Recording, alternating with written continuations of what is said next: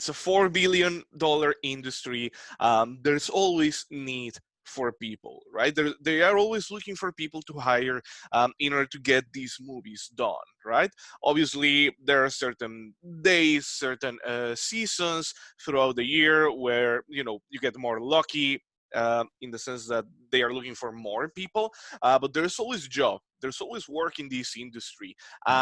It's just, you know, uh, anyone or everyone who gets the proper training, who gets the knowledge necessary to be part of this industry, can join and, you know, be part of these movies, right? That Deadpool, Avengers, Marvel, Star Wars movies, all of these things, they are being done in Vancouver. If not shot, the visual effects, the compositing, the animation is done here.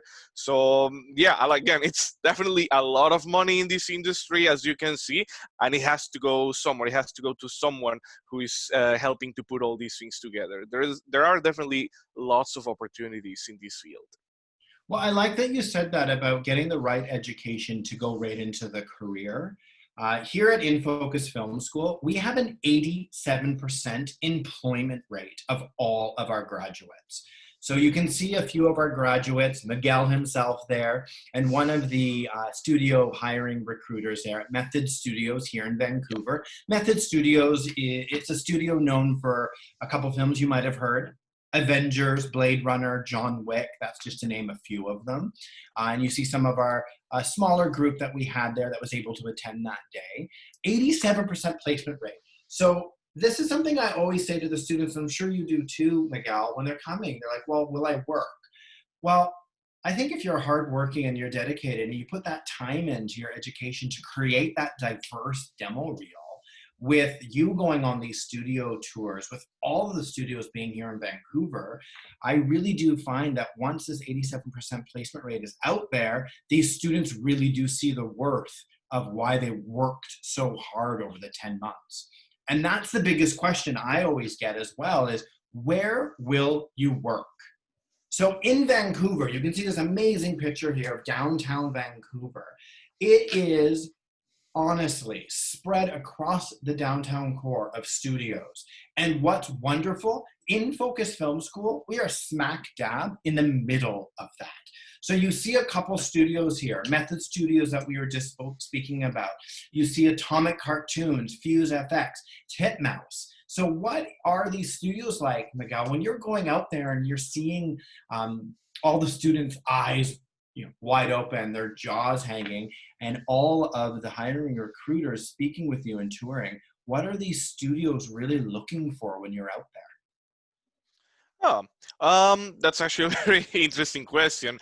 Well, what the students are looking for, and this is almost like any other place, right? Any other place where you're going to be working, but they want people that know what they are doing, right?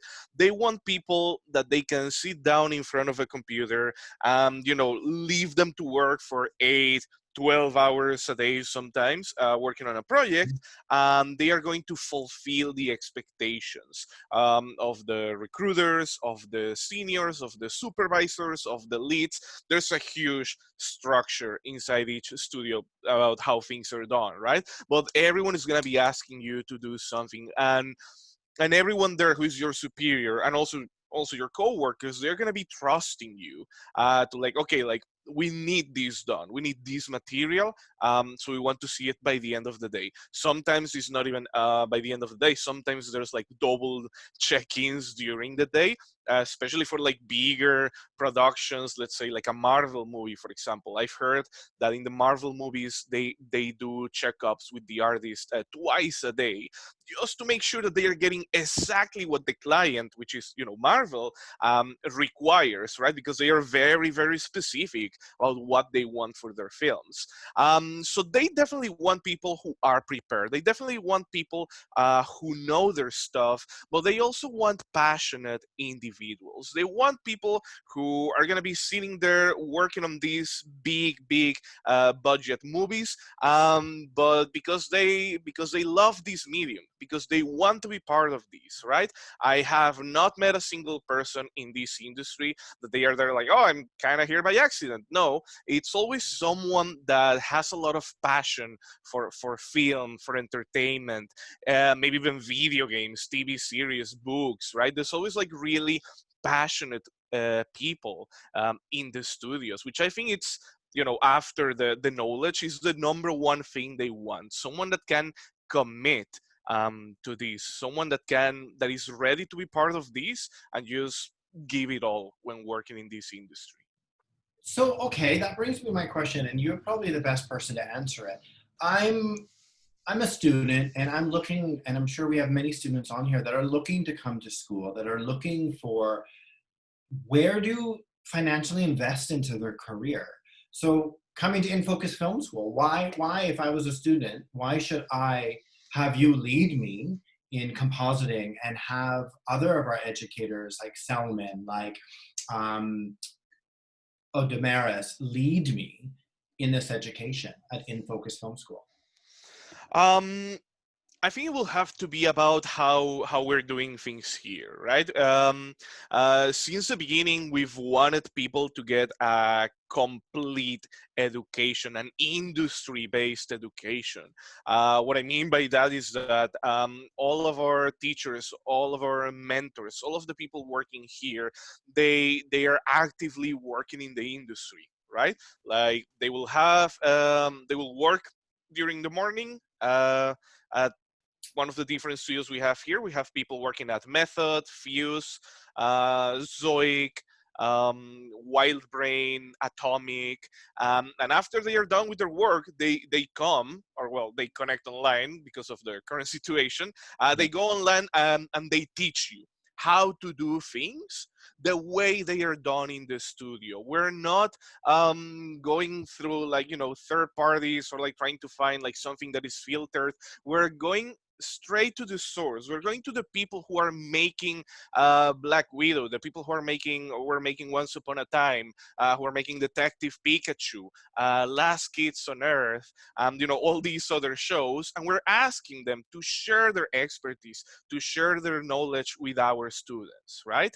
Some of them have never taught before, but that's what I'm here for, right? To guide these people who have all these expertise. We're currently working full time on the industry to make sure that they can transmit that knowledge to you without any issues, right? Well, and that's key, hey, to Yeah, transmit that knowledge from education to actually being a working professional.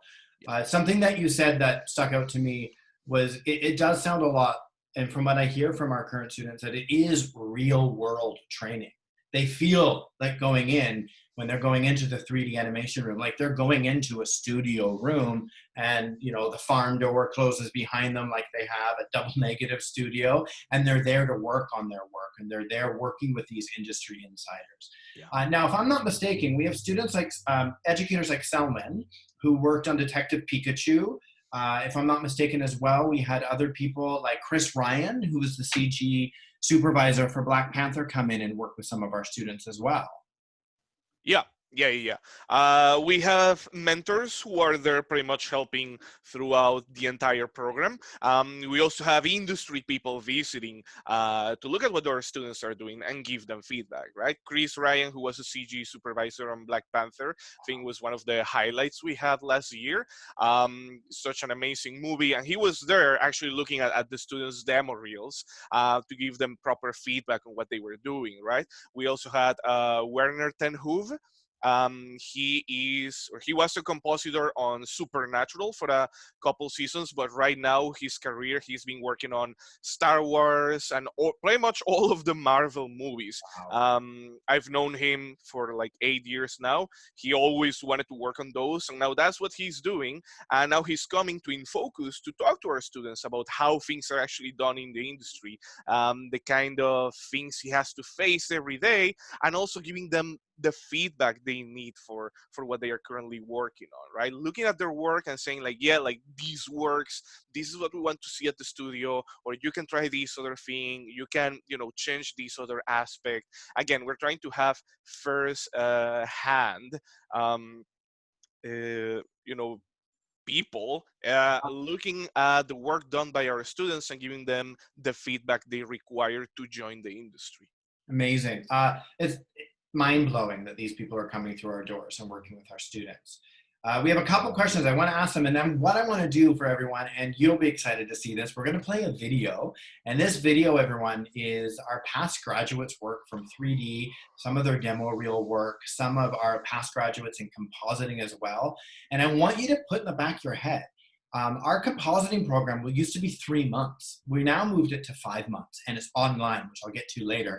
And then our 10-month 3D animation program, these works that you're about to see, this is what the students did, and they had little to no experience, and they came in and they literally were guided by Miguel, people like Odemera, Salomon, and having all these night mentors come in and these guest speakers. So one question which I really do like, which we kind of answered, but the question was from Nicholas, and he's asking, do we get to visit any studios? The answer, yeah, we do. Or do the professionals only come to the school? So I think we really answered that, Nicholas. You get to do both. It's 50-50. You get out there, you tour as many studios as we can get into, and then their hiring recruiters are also coming into the school. There's a really fun question. A lot of students love this question. I get it all the time too, but have any of your students worked on any Hollywood productions? Now, we have had a couple graduates and students that have been educated by some of our educators that have worked on very big films, which we will get to a little bit later. Sarah, great question. Do I need a demo reel when applying to the program? Real quick answer is no. I will reach out to you though, Sarah, because I do have very specific application requirements. But if you do have a little bit of a demo reel, great. If not, please, little to no experience. And you'll see what I'm about to play right now, you're going to see what little to no experience actually did in the program for these students. So we'll take it away and play this video.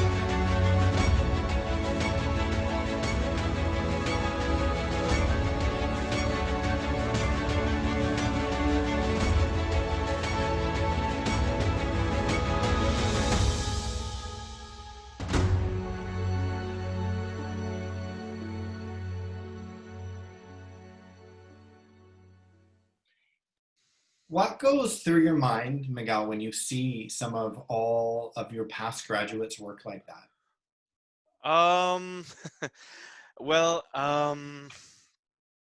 It is always amazing, right? It's always amazing seeing the kind of work that they are putting out after, 3 months, 10 months, 5 months of the program, depending on which one it is. Because obviously I know these people, right? And I've seen their progress from then just barely knowing how to, get started with the 3D program to actually creating things that, I wouldn't be able to do now on my own because I'm specialized in compositing, right? But now they are doing like things related to 3D, to animation. There's like all over here, right? And even in compositing, because of the help of the Night Mentors, they have like 4 or 5 minds helping them develop something bigger, something grand, something amazing, right? And it's just that you see these pieces of work, and I just love noticing how you can see like the personal touch of each person working on these projects, right? You can see what they wanted. You can see the ideas that it took them months to develop and turn into something that you can actually show to the world.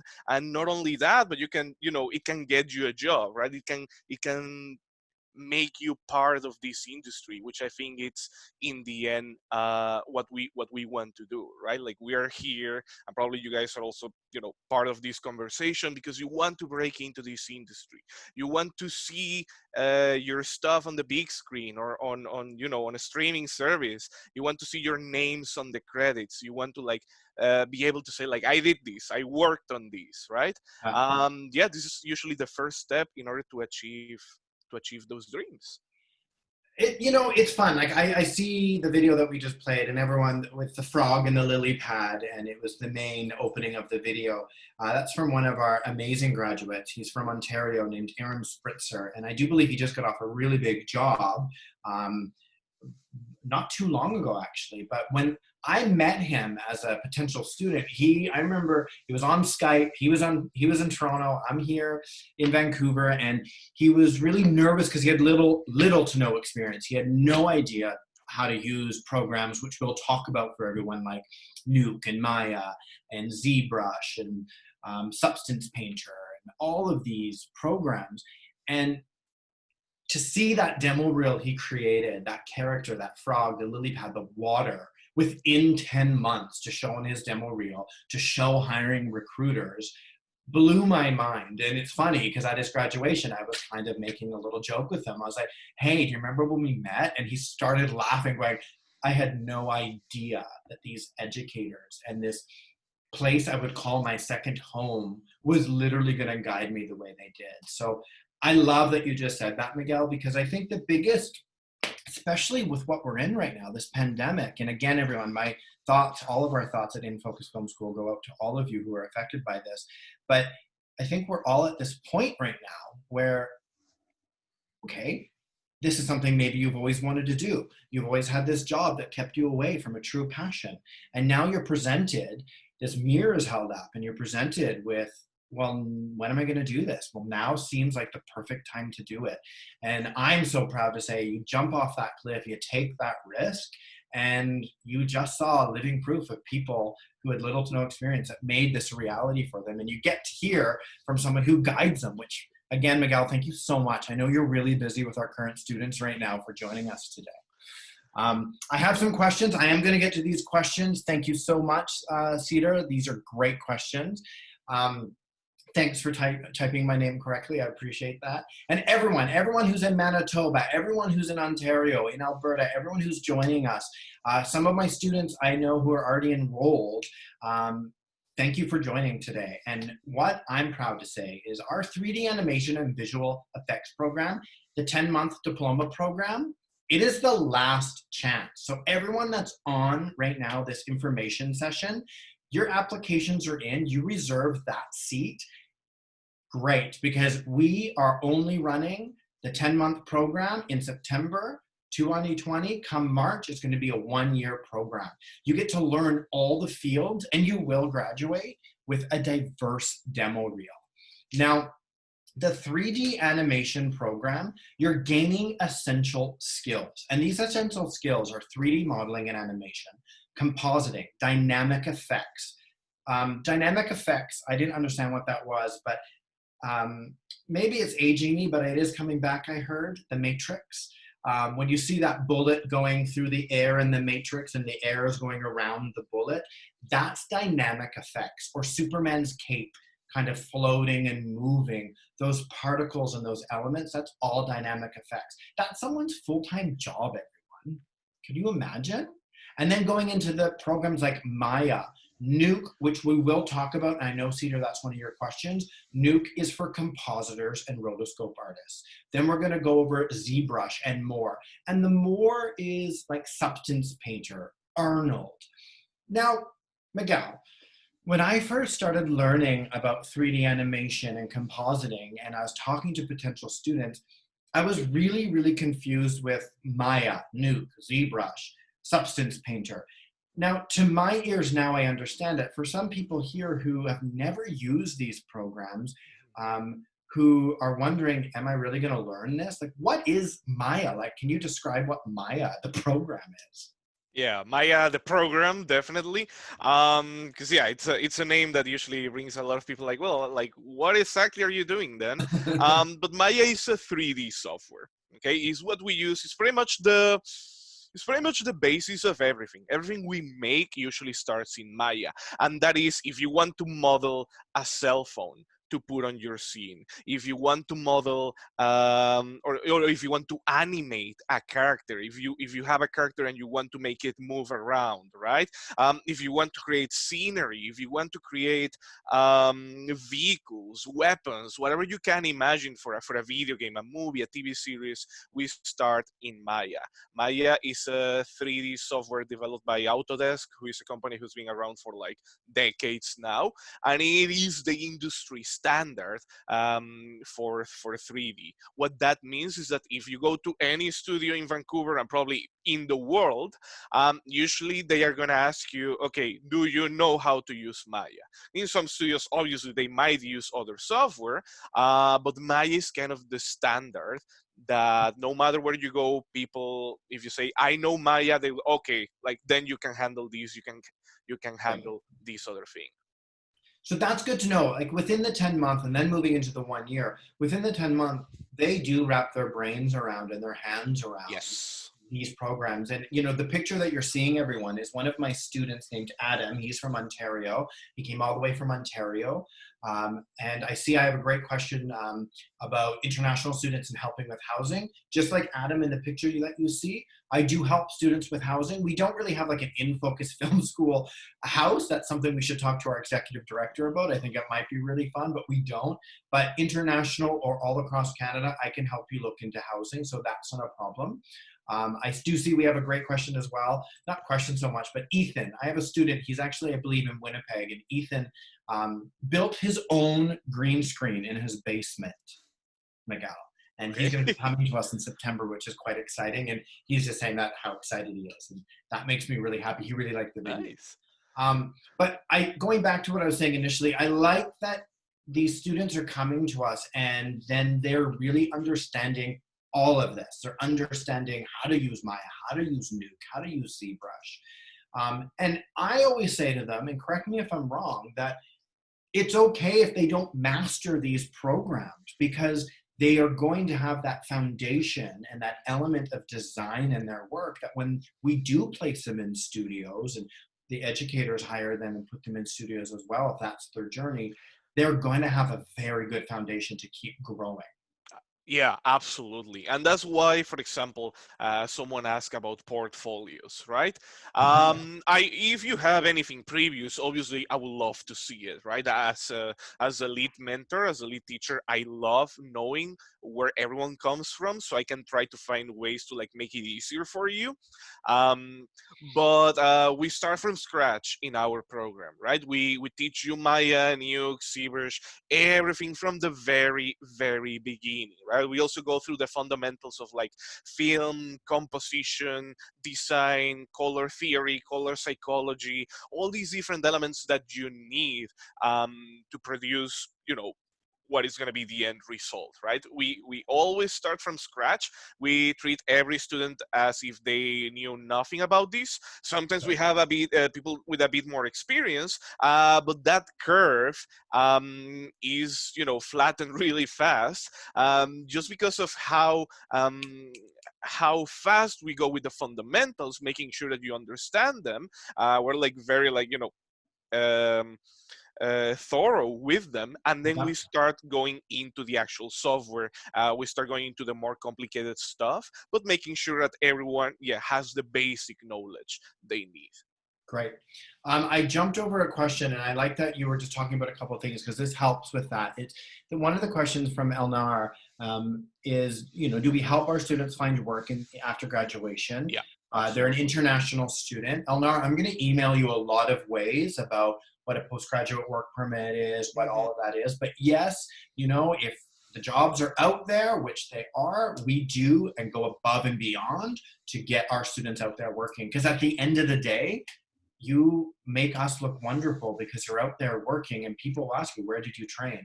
We have studios sometimes sending us students so we can upgrade their skills, because this industry changes very fast. Great. I really like what you said there too, Miguel, about the fact that, you know, when students are coming to that, some of them come in with a little bit of experience, but to my knowledge, they're coming in with being self-taught. So now they have to unlearn potentially bad habits and learn something more technically, right? Okay. We're going to go in. There's some great questions about the compositing and the program Nuke. So the next video I'm going to play, we have one of our amazing go-to women in this career named Karen Parker. She's educated for us. She's helped us develop a lot of things. She comes in and out of the school when she can. She's a very busy artist. And she's going to be talking a little bit in this video about VFX and about what that world is. And you're going to be able to see a little bit more about compositing. So we'll play that video for everyone now. Visual effects gives you the opportunity to create your story. You're not limited by where you live, you're not limited by lighting, you're not limited by weather. It's just endless possibilities. When you look at a movie and it's just so epic and grand, and there's that technical and artistic skill that says, okay, this is how we relate to light, this is how we relate to the environment, and as a visual effects artist, then we're going to make that happen. We're going to deliver something magical but believable. InFocus is a great program. We're just striving hard to bring on senior compositors and give students the full spectrum of practice.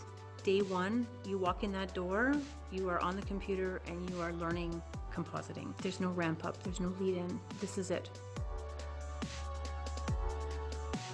The difference with this program is that it is just very intensive, very student focused, and just pertaining to the industry and what the industry is looking for. So it's quite unique.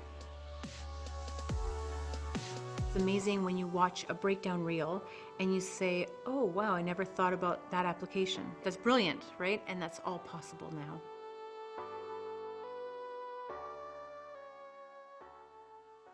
She's wonderful. All of our students are always asking, when's Karen coming back? They love everyone else, but they love when Karen comes into the space. We have some great questions I want to actually answer and address a couple things, but what I want to address about that video is the possibilities. Karen Parker says it. It's all possible. What's really great with our compositing for VFX 5-month program, it's even more possible across Canada because now it's online. Any international student that's joining us on this info session today, a program that is less than 6 months of education, you do not need a student visa. So please be sure when I'm emailing you or trying to get you on WhatsApp or Skype, let's talk about this if this is something you could see yourself training in. We have a really good question. Ethan and Dane both ask a great question. Specifically for the 3D VFX program beginning in September, Dane asked, will it be online or in class? I can answer that. We are moving forward with going and hosting our classes in person. Now, if we hear that we need to potentially not start just due to making sure we're going above and beyond for everyone's safety, safety first, then we will be able to move things online and then slowly bring everyone back into the space. Miguel, maybe you could speak to how wonderful that transition was with your current compositing and 3D students.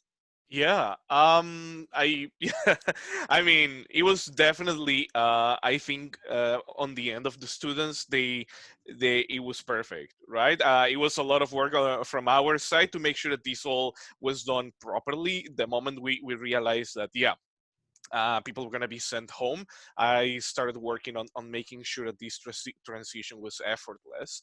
But right now, yeah, we have the entirety of the 3D program, the entirety of the compositing program done online.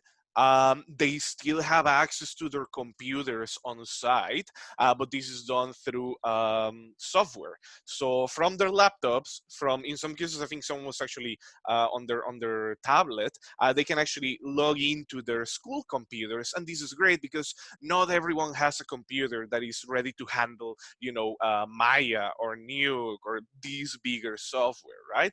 But in this whole situation, yeah, we made sure that everyone had access to their on-site equipment. That also includes all the software licenses, all the extras that are inside that are in the computers. In some cases, I also made sure that the students could take home their tablets to be able to their drawing tablets to be able to work from home. But yeah, this whole thing, as unfortunate as it is, right?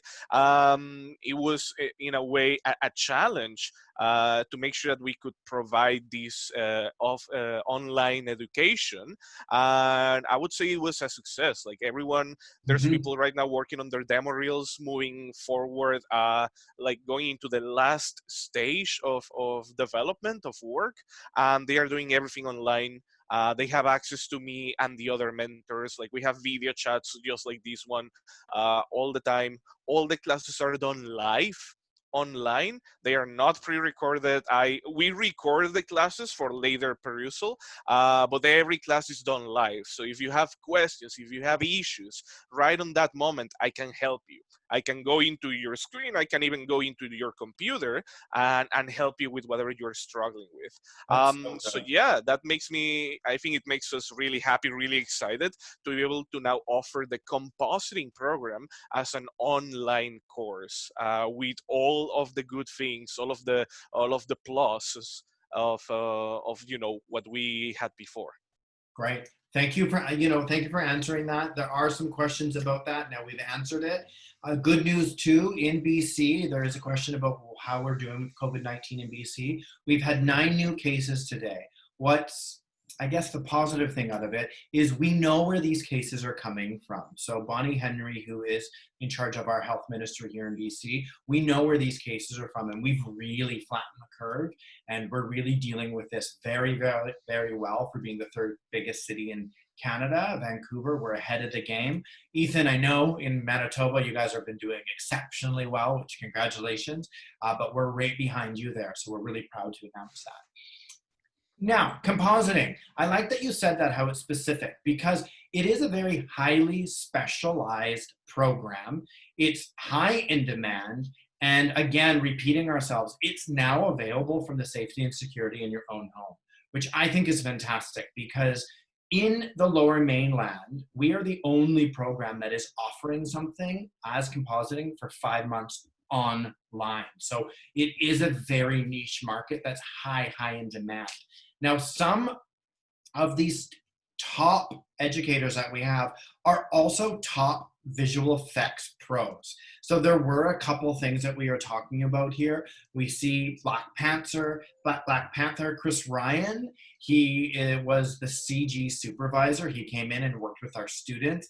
Oda Maris, who is one of our amazing educators, she worked on Hunger Games. And then again, Selman, another amazing educator we had, he worked on Detective Pikachu. That's to name simply a few. That list goes on more and more. And our educators are really guiding these students in this 5-month compositing program so beautifully that we literally have studios asking when our next group is graduating. When can I come in and check out some of their demo reels? When can you come and check out my studio? So almost like they're shopping around their studios for the newbies coming out of a 5-month program, which is, I think, fantastic.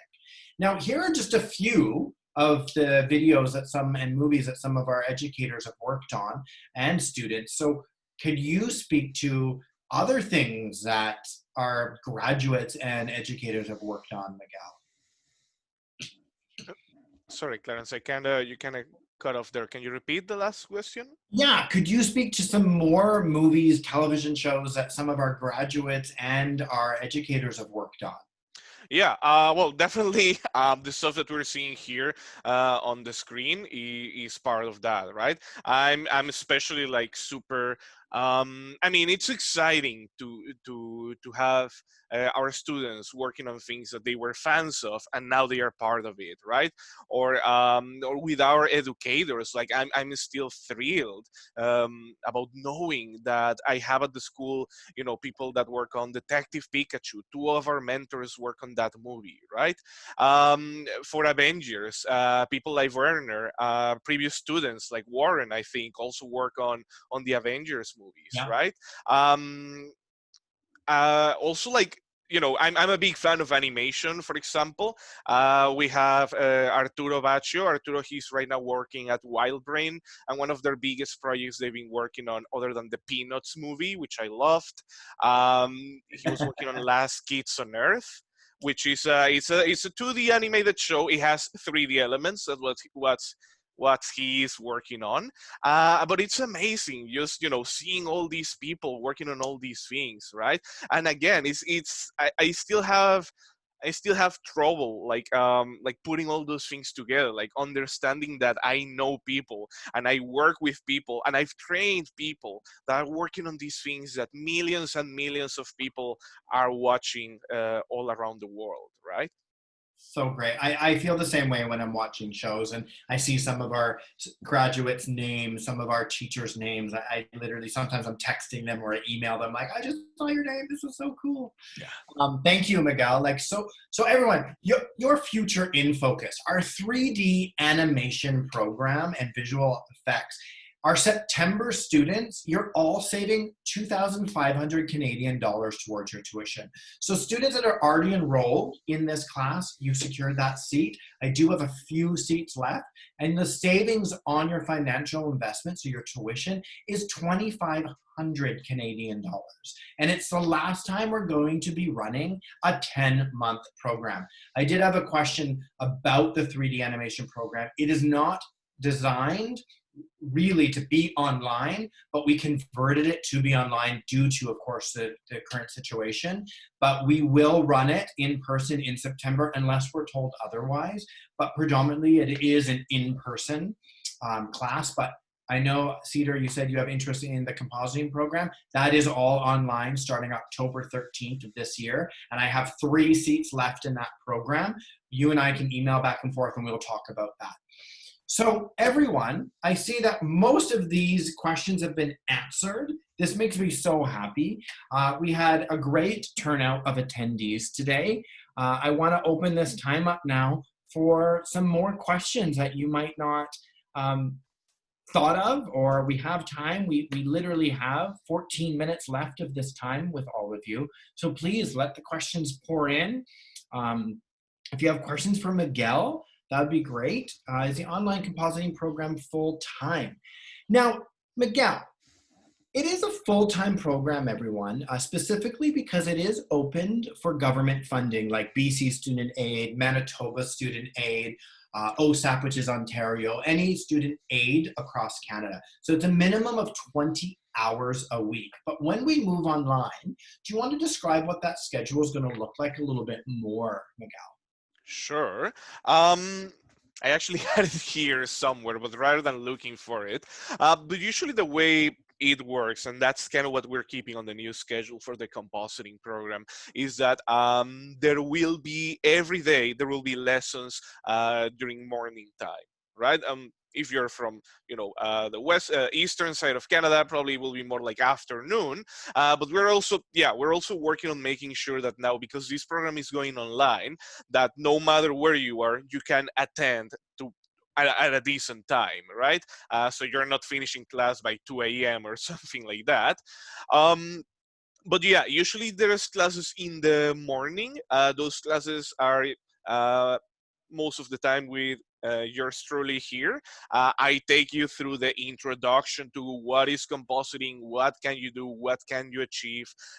We talk about demo reels, we talk about the industry, we talk about how to apply into the industry, because this is something very important that you're usually not going to find on YouTube videos and tutorials, right? Like it's very, very important to have the knowledge, but also how to apply, how to reach out to a recruiter, to an HR person.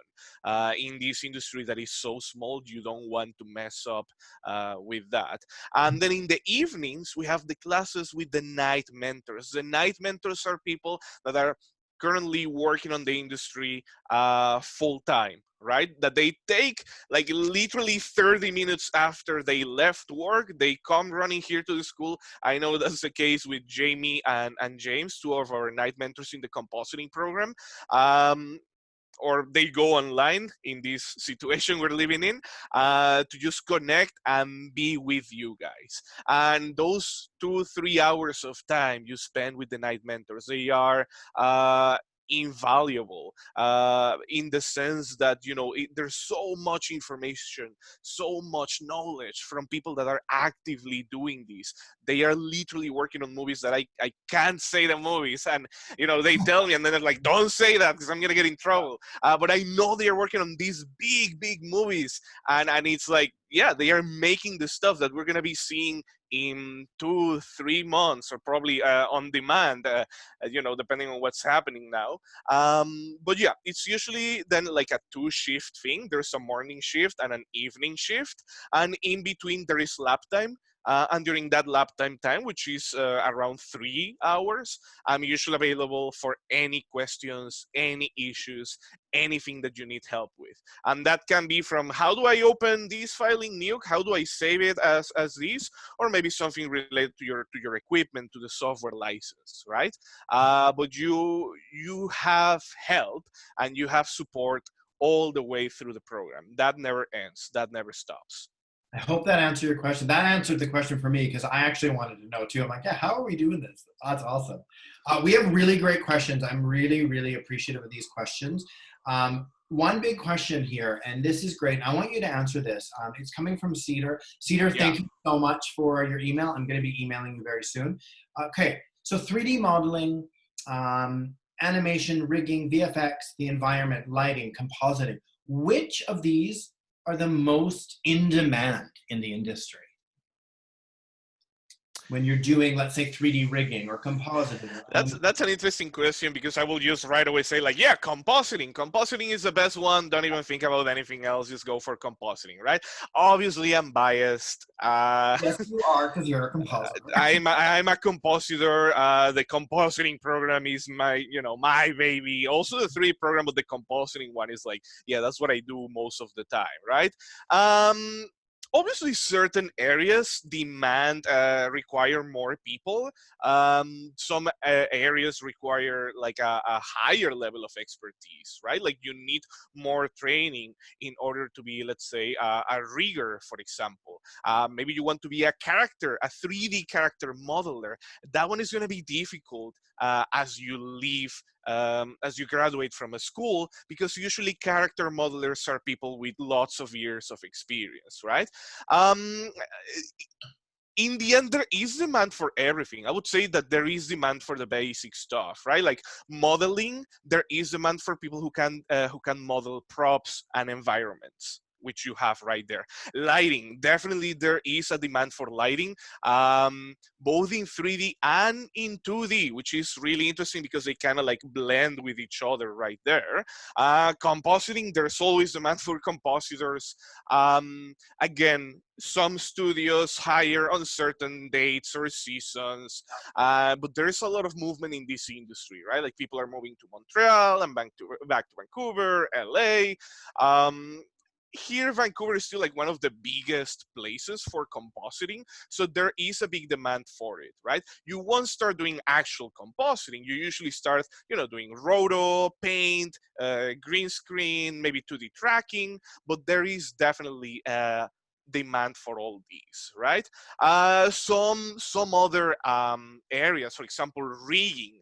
I do see a lot of job postings for riggers, but usually they want more specialized people, right? And these people came from a background in animation or doing 2D rigging.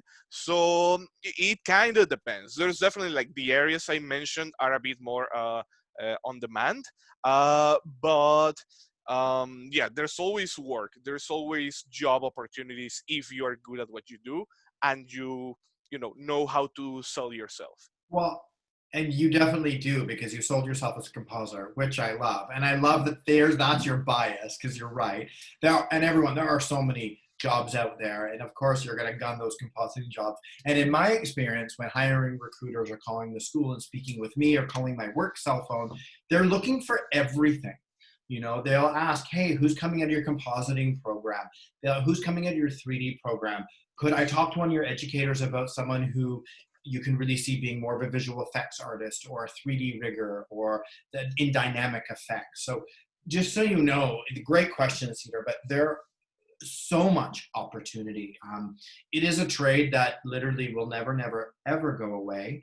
And the more you have behind you, and what I mean behind you is all the educators, they will be your best reference. Because like Yes. you heard, Miguel has met and knows this one gentleman. He's known him for over 8 years, and that's one of several I'm sure you know out there in the business.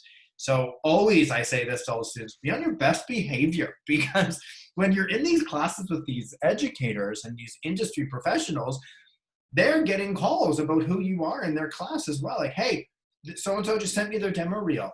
What do you think of them? What are they like? And they really do become that reference for you. Yeah.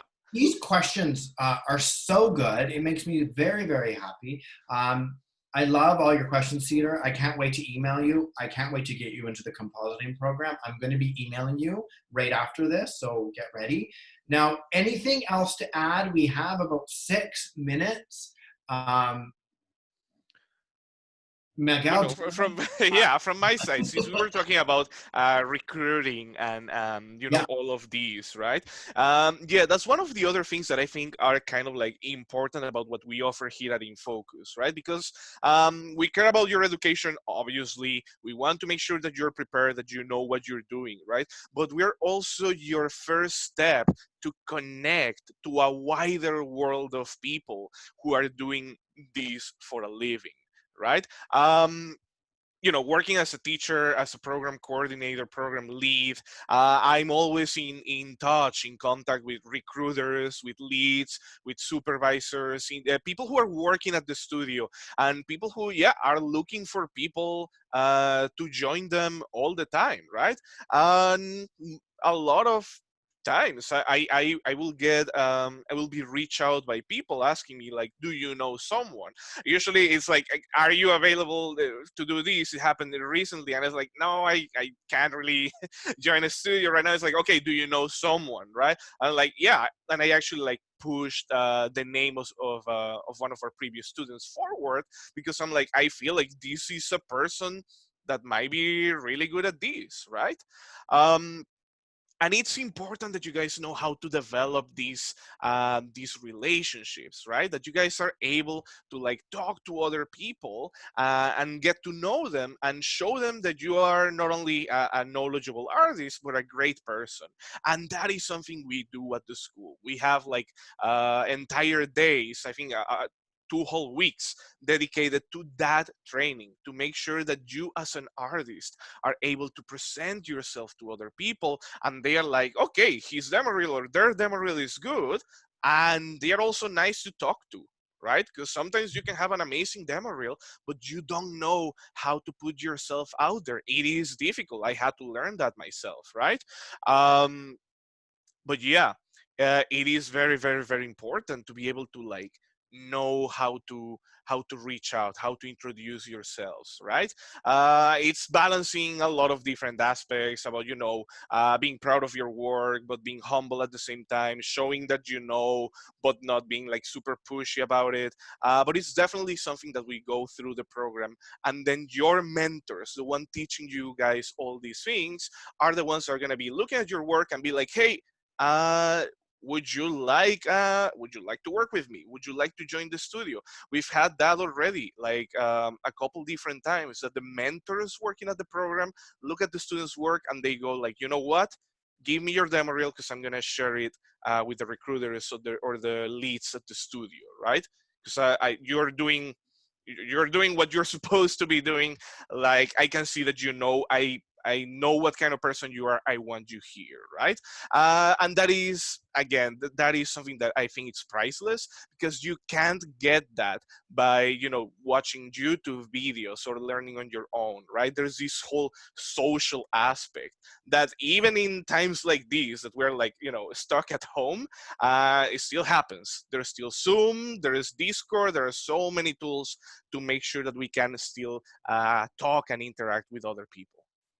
And something that I like about all that, because I hear this happening and the students are so happy when it happens, is how many of our educators are so successful, so talented at what they do, and their egos are so open. It's a Yeah. good ego that they have where they're willing, more than willing, exactly, take that demo reel, share it with someone that, hey, I want you to look at one of my students. They're about to graduate. And that makes me so happy because, like I said, everyone who is here, who's already going to be in the program, and hopefully I'm going to see your application soon, these are the hands that you're in.